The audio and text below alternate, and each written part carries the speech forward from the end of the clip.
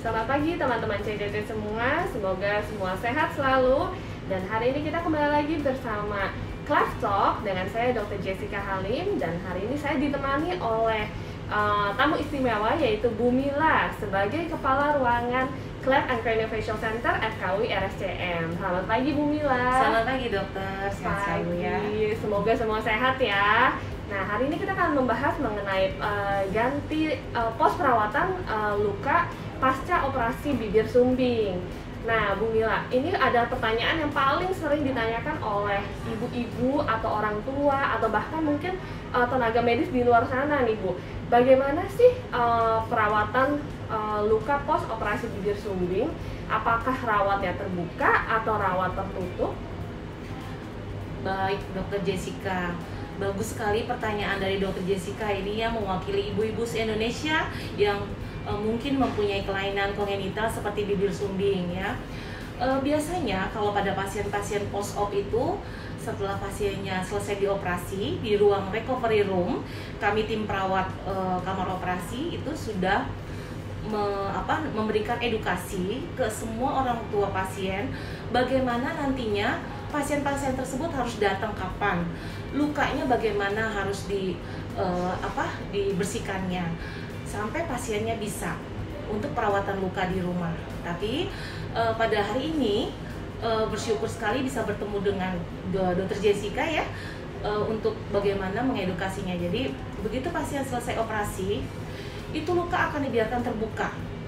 Jadi ibu dan bapak dan keluarga jangan takut dengan jahitan-jahitan yang ada di bibirnya. Itu warnanya ada yang warna hitam, ada yang warnanya putih, ada yang warnanya seperti benang layangan kecil gitu ya.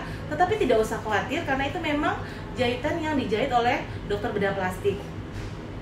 Dibiarkan terbuka saja dan bagaimana perawatan lukanya nanti akan kita demokan. Iya, baik Bu. Nah, kira-kira apa sih alat dan bahan yang harus dipersiapkan oleh orang tua ataupun tenaga medis di luar sana ketika melakukan perawatan pos operasi sumbing? Ya, baik. Jadi alatnya itu sederhana dan simpel saja. Biasanya pasien begitu selesai operasi diberikan obat-obatan atau resep untuk rawat lukanya. Seperti contohnya yang wajib dipersiapkan adalah kalau pasiennya bayi 3 bulan, itu kita yang paling utama adalah bedongnya ya.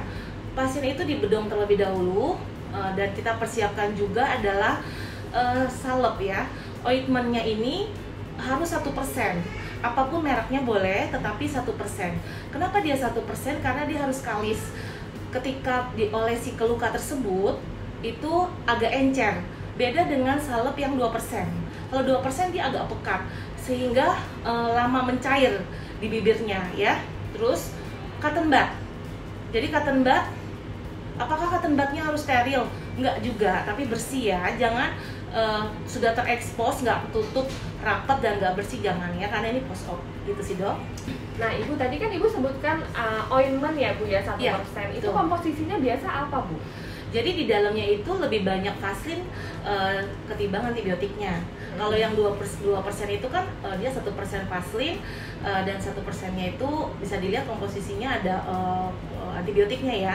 Tetapi kalau ini dia agak lebih cair, vaselinnya dia agak lebih banyak sehingga antibiotiknya itu nggak terlalu banyak sehingga nanti kalis di bibirnya karena adanya ointment yang vaselinnya tadi dok gitu. Baik Bu. Jadi memang untuk mempersiapkan perawatan pos luka ini yang penting harus bersih ya Bu ya. Iya betul dok. Kalau misalnya orang tua sebelum mulai perawatan luka kadang mereka suka bingung, saya harus ngapain? Apa saya harus cuci tangan dulu atau misalnya sampai harus steril atau gimana tuh Bu? Iya betul sekali. Jadi kalau persiapan lukanya betul dok harus cuci tangan terlebih dahulu ya. Biasakan ibu bapak semuanya bila mau memegang anaknya dimanapun kita tetap harus cuci tangan. Cuci tangan itu sangat penting. Lalu salep yang tadi sudah cuci tangan, nanti untuk demonstrasinya akan kita demonstrasikan ya bapak ibu semuanya. Tetapi memang bersihannya itu harus diutamakan terlebih dahulu ya.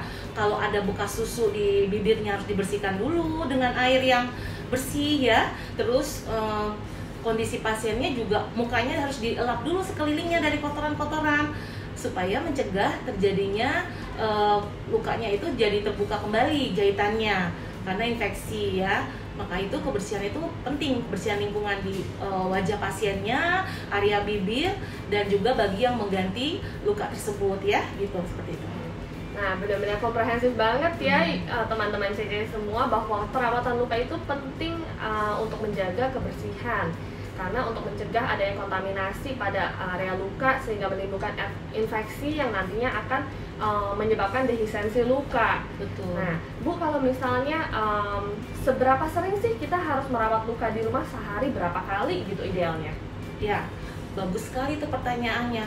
Rata-rata nih yang sudah kita temukan ya, ada pasien, beberapa contoh ya, ada perawatnya yang kurang tanggap ketika setelah pos operasi cuma dibilang, Bu nanti disalepin ya, salepin lukanya. Ketika dibaca, karena ini adalah 1% itu salep mata tulisannya, pasiennya itu memberikannya ke matanya karena dibaca mata, karena kurangnya edukasi dari tenaga kesehatan ya, sehingga harus dikasih tahu bahwa ini area lukanya diolesinya berapa sering. Jadi kalau misalnya pagi-pagi mau dikasih salepnya, dilihat dulu bekas susunya ada enggak. Jadi kalau lihat kondisinya sudah bersih, cuci tangan terlebih dahulu. Area luka operasinya itu harus bersih dari kotoran-kotoran dan sisa makanan atau minuman, lalu baru diolesi salepnya. Bisa 3, 4, 5, 6, sesering mungkin diberikan salep itu supaya apa? Kotoran-kotoran itu tidak menempel. Jadi sebelum dikasih susu, berikan dulu, sehingga kalau dia minum susu atau ada makanan yang keluar dari hidungnya, tidak langsung otomatis kena ke luka jahitannya, melainkan dia langsung ke salepnya tersebut ya. Nah, setelah diberikan susu atau ada makanan yang keluar, dibersihkan dulu lagi, kasih salep lagi. Jadi harus batas benangnya itu kelihatan. Jadi jangan ada sisa-sisa darah beku di situ. Benangnya benar-benar kelihatan benang yang bersih gitu.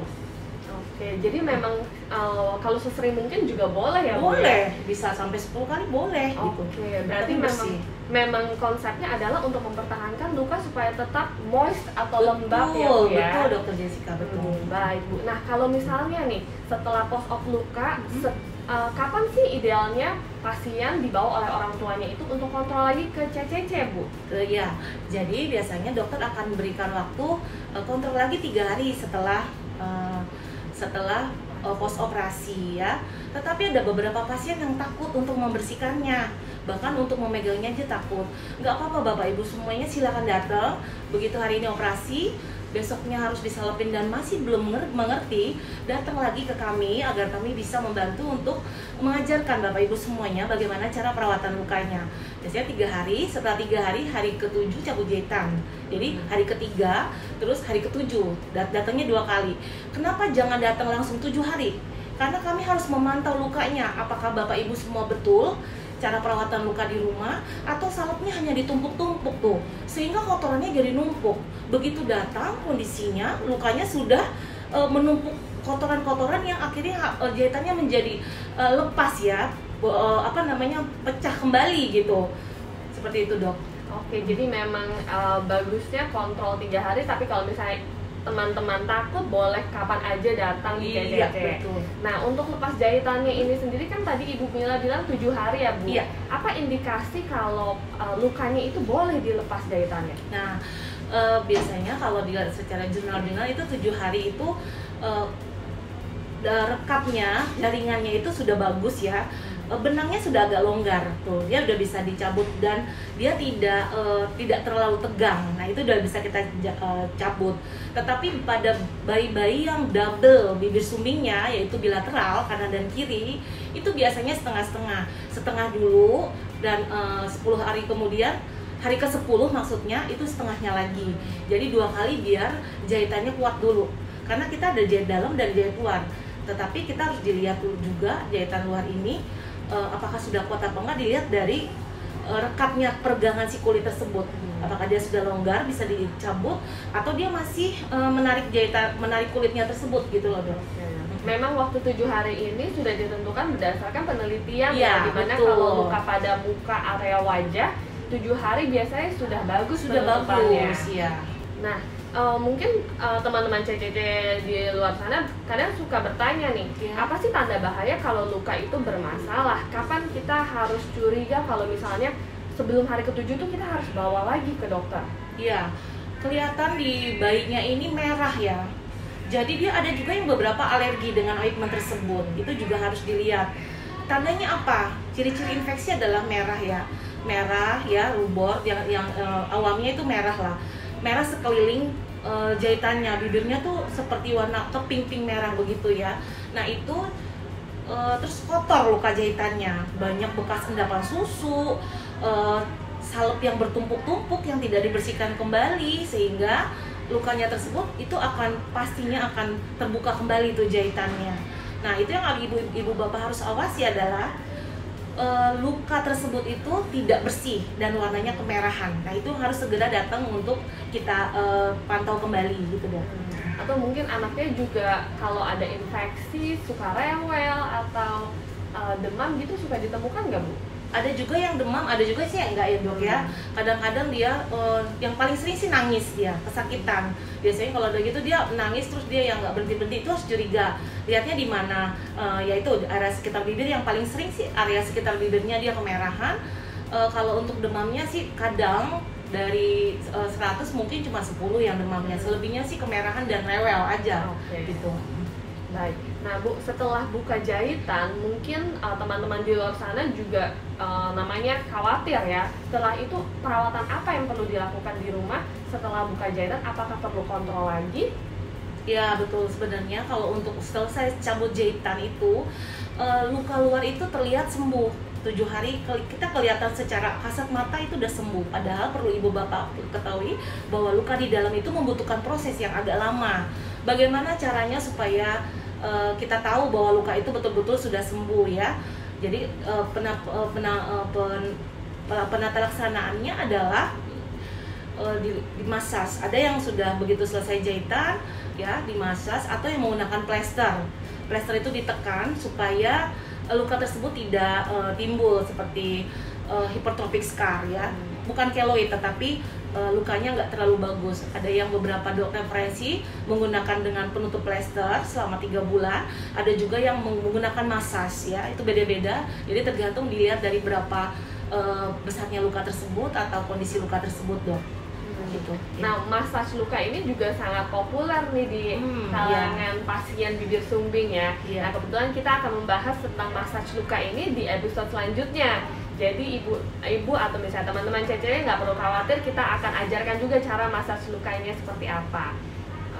Oke, mungkin begitu aja sih Bu. Terima kasih atas sesinya. Sekali Dr. Jessica sudah membagikan ilmu ke seluruh Indonesia untuk bagi penderita-penderita dengan kelainan komunitas ini. Terima kasih banyak sudah mewakili kami dari Rumah Sakit Dr. Jessica.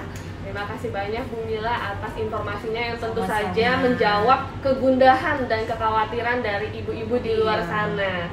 Oke, mungkin Ibu Mila ada pesan untuk orang tua di luar sana Bu mengenai perawatan pos luka ini? Ya, jadi ibu bapak semua, saya cuma berpesan tidak perlu khawatir.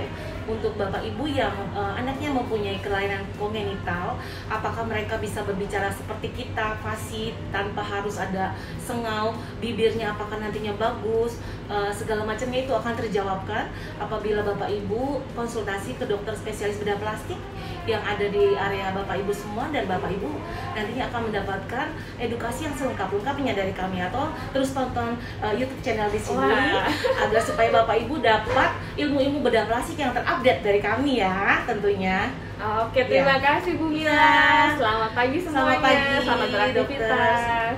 Selamat, selalu semangat dan sehat selalu.